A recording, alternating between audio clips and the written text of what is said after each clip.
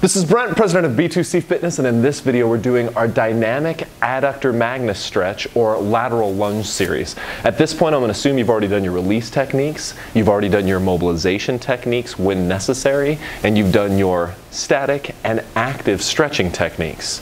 Now you guys have seen this progression of dynamic stretching before. Lateral lunge is often used for adductor stretching.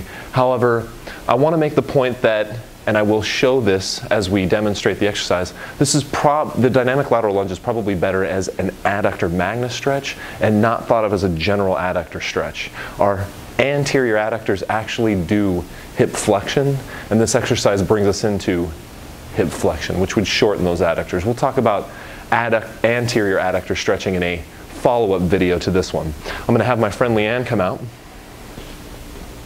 She's going to show this exercise and show how to progress this exercise a little bit. So the dynamic lateral lunge, you guys have probably already seen in our resistance training videos. It's a great frontal plane lower body exercise. I'm going to have Leanne get into a nice kind of sumoed position here, nice wide feet. And then she's going to do the lateral lunge that we've been doing in her resistance training program, or had previously done in her resistance training program. I'm going to have her sit behind one foot. Now, if she's taken the right distance feet apart, she should line up foot, knee, and hip on this side.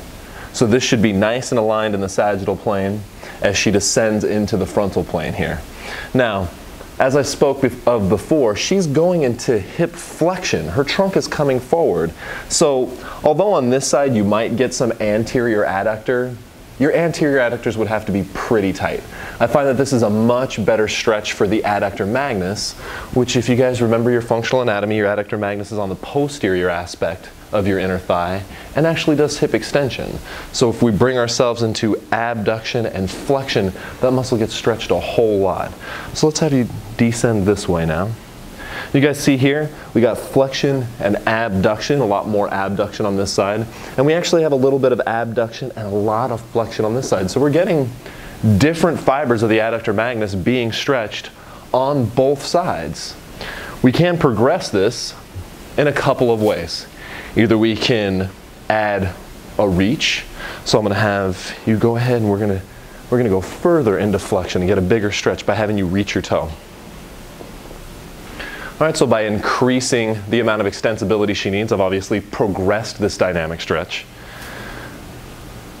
And of course, we could also increase the tempo. So as she feels comfortable, she feels like she's loosening up, she can speed it up a little bit.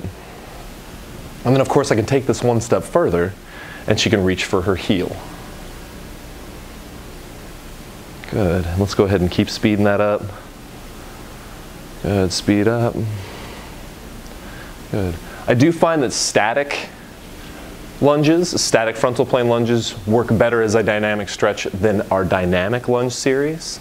I hope you guys enjoy this progression, enjoy this exercise, and I hope I've given you just a little food for thought on why this is probably a better adductor Magnus dynamic stretch than a general adductor stretch. I'll talk with you guys soon.